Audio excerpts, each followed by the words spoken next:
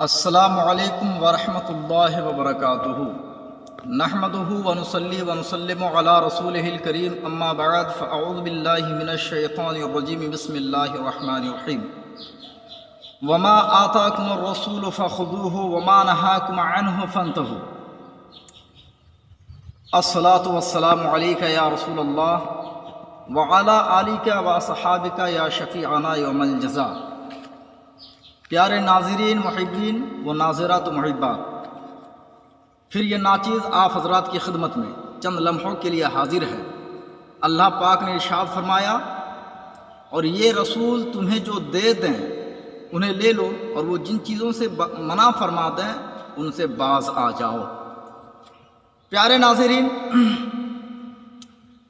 آج یوں تو ہمارے مسلمان سوسائٹی کے اندر، اہل اسلام کے اندر بے شمار بے راہ رویاں ہیں، بہت زیادہ بے اعتدالیاں ہیں، مگر آج ہم ایک خاص ٹاپک کو لے کر آپ کے سامنے حاضر ہیں، ضرورت یا اجازت۔ پیارے ناظرین، ذرا غور کریں، ضرورت کیا ہے اور اجازت کیا ہے؟ اگر ہم فقہی اعتبار سے دیکھیں تو ضرورت وہ عبادت ہے کہ جس کا حکم دیا گیا ہے۔ یہ ضرورت کبھی فرض ہے، کبھی واجب ہے۔ یہ ضرورت کبھی حرام سے بچنا ہے اور مکروہات سے بچنا ہے۔ پیارے ناظرین، ذرا غور کریں، توجہ کریں۔ ہم جس عنوان کو لے کے بہت زیادہ دکھی ہو کر، درد دل لے کر آپ کے سامنے حاضر ہے، وہ یہ ہیں کہ ہمارے لوگ، جو لوگ مسلمان ہیں، صحیح العقیدہ ہے، اولیاء کرام کے چاہنے والے ہیں، بزرگان دین سے روحانی عقیدت رکھنے والے ہیں۔ عقیدت رکھنا بڑی اچھی بات ہے، ان کے توسل سے دعائیں قبول ہوتی ہیں۔ پیارے ناظرین، لیکن جب بات آتی ہے درگاہوں میں حاضری دینے کی، زیارت کرنے کی، تو زیارت کی اجازت دی گئی تھی، زیارت کی اجازت تھی، مگر اس اجازت کو ہم نے ضرورت بنا لیا، اور جو ضرورت تھی ہم نے اس کو پس پشت ڈال دیا۔ جس کی صرف اجازت تھی، وہ بھی اس اجازت کے لیے بہت ساری شرطیں ہیں، بہت سارے قیود ہیں۔ ان قیود و شرائط کی پابندی کے ساتھ اجازت تھی، مگر ہم نے اس اجازت کو ایک امر ضروری سمجھ لیا۔ پیارے ناظرین، درگاہوں میں عورتوں کا آنا، عورتوں کو لے آنا، ایک تو خود ہی اپنی جگہ پہ بہت ہی غلط چیز ہے، ناجائز ہے، منع ہے، اور بعض صورتوں میں سخت حرام ہے۔ لیکن پیارے ناظرین، ایک تو یوں ہی آنا یہ منع تھا، اس کے علاوہ المیہ یہ ہے کہ بن سور کے آنا، اس طرح سے بن سور کے آنا جیسے کہ آج ان کی شادی ہونے والی ہو، سر سے لے کر کے پاؤں تک مکمل سج دھج کرے، اس طرح سے آنا تاکہ وہ منظور نظر بنے، کشش پیدا ہو، لڑکوں کی توجہ ان کی طرف مائل ہو، گھور گھور کے لڑکے دیکھیں، اس صورت میں وہ آتی ہیں، اور ان کے ساتھ لوگ بھی آتے ہیں۔ دکھ کی بات یہ ہے کہ علماء کرام کو بھی دیکھا جاتا ہے، خاص کر کے ائمہ کرام، ہم آپ کی بارگاہ میں ہاتھ جوڑ کر کے مؤدبانہ عرض کرتے ہیں، اگر آپ لوگوں سے کہہ دیں، اپنے مقتدیوں سے، کہ اگر عورتیں جائیں گی تو ہم نہیں جائیں گے، تو کیا آپ کو امامت سے نکال دیا جائے گا؟ اسی ڈر سے آپ کو کہا جاتا ہے تو آپ چلے جاتے ہیں۔ تھوڑی دیر کے لیے آپ کو تکلیف ہوگی، مگر حقیقت ہے اگر دل تسلیم کر لے، اور اگر آپ اس پر عامل ہو جائیں، عمل کر لیں، تو آپ کا دیکھا دیکھی بہت سارے سینکڑوں ہمارے نوجوان یہاں پہ آنے کے بعد جن گناہوں کا وہ ارتکاب کرتے ہیں، ان گناہوں سے وہ بچ سکتے ہیں، دوسروں کو بچا سکتے ہیں۔ پیارے ناظرین، بزرگان دین کے ساتھ ہمارا روحانی رشتہ ہے، یقیناً ہونا ہی چاہیے، کیونکہ ان کے توسل سے ہماری دعائیں رب کی بارگاہ میں قبول ہوتی ہیں، ہماری حاجتیں پوری ہوتی ہیں۔ حاجتیں پوری کرنے والا اللہ ہے، مگر اللہ تعالیٰ ان پیاروں کے صدقے میں ہماری حاجتیں پوری فرماتا ہے۔ اس لیے روحانی تعلق ہمارا ہونا چاہیے، ان کے توسل سے دعائیں کرنی چاہیے۔ لیکن کیا مزاروں پہ آنا ہی ضروری ہے؟ چلیے آپ آ گئے، اچھی بات ہے، آئیں، لیکن عورتوں کو لانا مزید بڑا ہم نے اپنے آنکھوں سے دیکھا ہے، اور جہاں تک ہماری استطاعت تھی ہم نے اپنی زبان سے روکنے کی بھی ہم نے کوشش کی ہیں۔ پیارے ناظرین دیکھیے، اللہ تبارک و تعالیٰ سے جب ہم دعائیں مانگتے ہیں نا، تو دعاؤں کے وقت اللہ تبارک و تعالیٰ ہمارے زبان سے نکلنے والے کلمات کو نہیں دیکھتا، بلکہ ہمارے دل میں جو ہے اللہ عز و جل ہمارے دل کو دیکھتا ہے۔ اب آپ ایک چیز بتائیں، ہم آپ سے پوچھنا چاہتے ہیں کہ جب ہم مزاروں پہ آتے ہیں،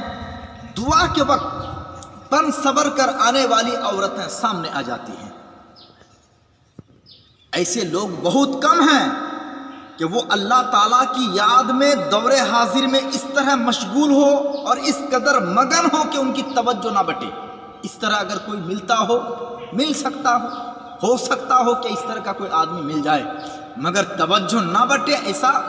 معاملہ مشکل نظر آتا ہے۔ اب آپ بتائیں کہ جب اس قدر بن صبر کی عورتیں مزاروں کے اندر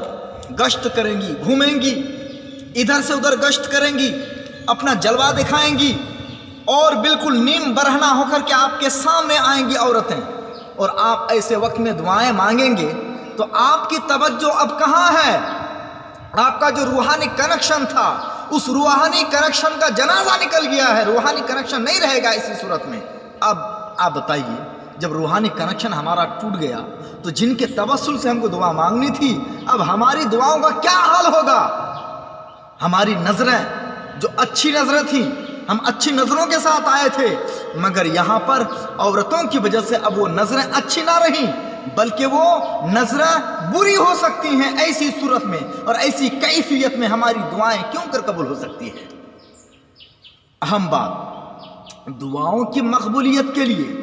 درگاہوں کی حاضری ضروری نہیں ہے۔ اگر درگاہوں کی حاضری ضروری ہوتی دعاؤں کی مقبولیت کے لیے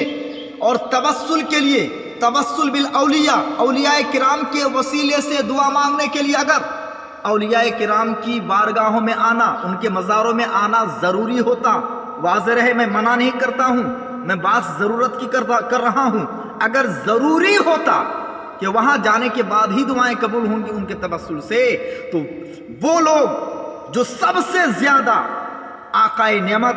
دریائے رحمت جناب محمد رسول اللہ صلی اللہ علیہ وسلم کی ذات پاک کو وسیلہ لے کے دعا کرتے ہیں، تب تو ان کو مدینے میں جانا ہوگا، ان کی بارگاہ میں حاضری دینی پڑے گی۔ حالانکہ اس بارگاہ کے لیے خود اللہ کے رسول نے فرمایا ہے، من زارا قبری وجبت لہ شفاعتی، جس نے میری قبر کی زیارت کی اس کے لیے میری شفاعت واجب ہو گئی۔ اس قدر مزدع جاں فضا جس قبر کی زیارت کے لیے ہیں، اگر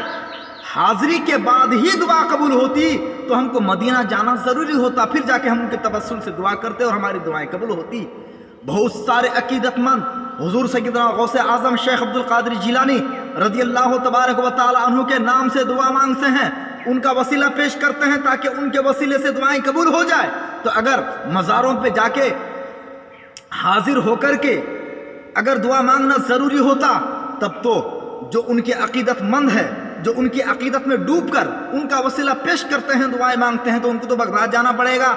بغداد جائے بغیر مزار پہ حاضری ممکن نہیں ہے، پھر بغداد جائے، غوث پاک کا نام پیش کرے، پھر ان کے وسیلے سے دعا مانگے تو جا کر کے دعا قبول ہوگی۔ حالانکہ ایسا نہیں ہے پیارے ناظرین، بلکہ وسیلے کے ساتھ دعا کی مقبولیت کا مدار اس بات پر ہے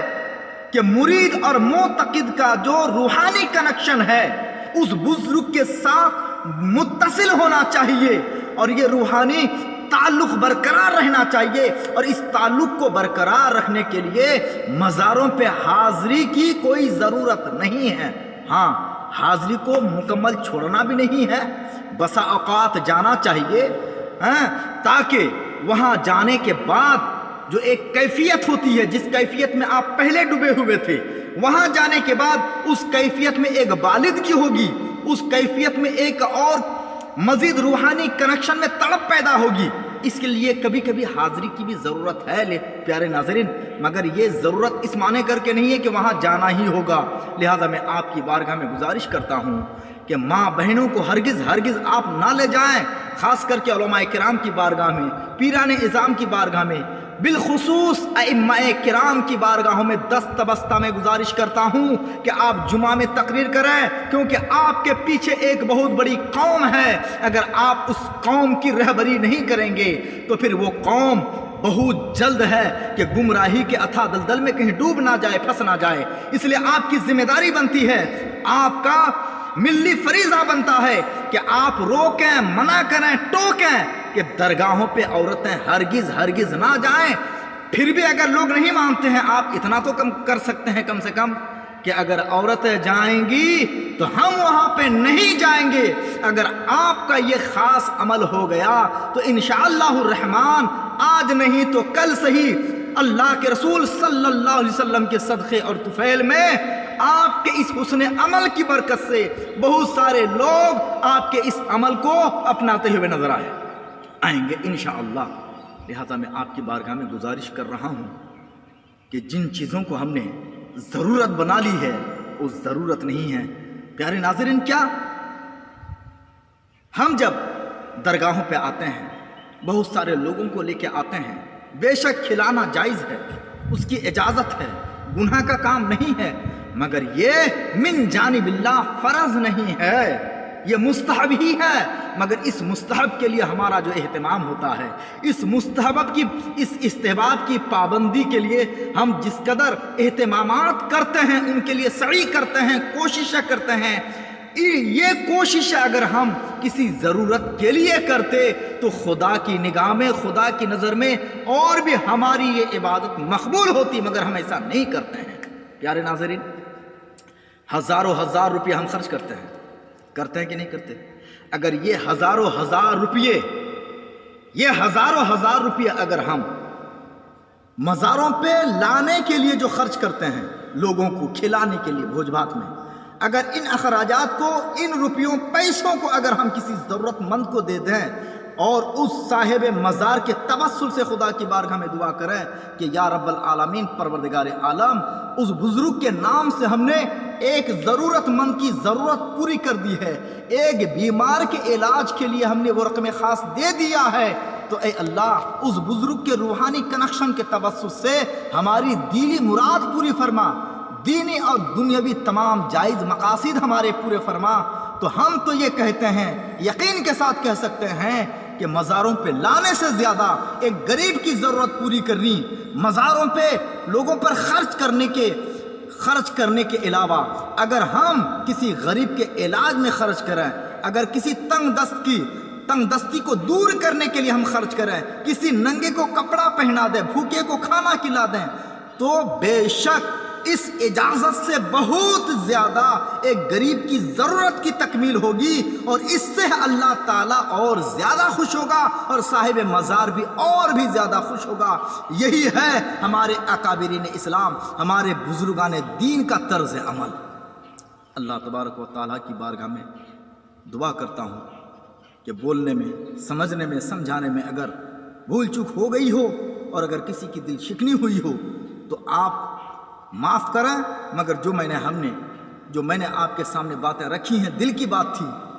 اور ہم نے جو خود مزاروں پہ جا کر ہم نے جو خود اپنی آنکھوں سے جو مشاہدہ کیا ہے، ہم نے اپنا درد دل آپ کے سامنے رکھا ہے۔ لہٰذا آپ سے گزارش ہے کہ آپ ان فسادات پر کنٹرول کرنے کی کوشش کریں، خاص کر کے ائمہ کرام کی بارگاہ میں گزارش ہے کہ آپ خاص توجہ دیں، کیونکہ آپ کے خصوصی توجہ کی امت مسلمہ کو بہت ہی ضرورت ہے۔ اللہ تعالی ہمیں عمل صالح کی توفیق عطا فرمائے، آمین ثم آمین۔